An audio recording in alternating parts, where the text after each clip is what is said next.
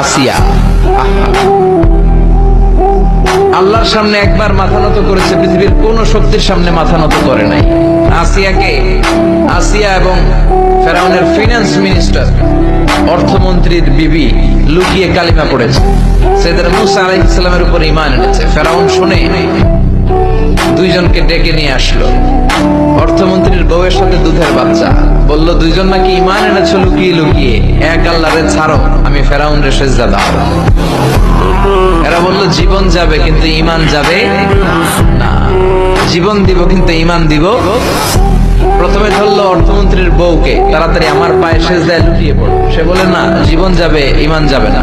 বললো তাই নাকি, দেখি তোমার ঈমানের কত পাওয়ার। জল্লাদরে বলল কড়াইয়ের ভেতরে আগুন গরম করো, তৈল গরম করো, দুধের বাচ্চাটারে টেনে নিয়ে তেলের মধ্যে ছেড়ে দাও।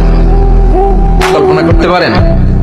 দুধের বাচ্চাকে মায়ের বুক থেকে ছিনিয়ে নিয়ে তেলের মধ্যে ফালাচ্ছে, বাচ্চাটা রোস্ট হয়ে যাচ্ছে, আর বাচ্চাটা বড় মানুষের মতো মাকে বলছে, মা চিন্তার কারণ নাই, এটা উত্তপ্ত তেল নয়, এটা জান্নাতের বাগান।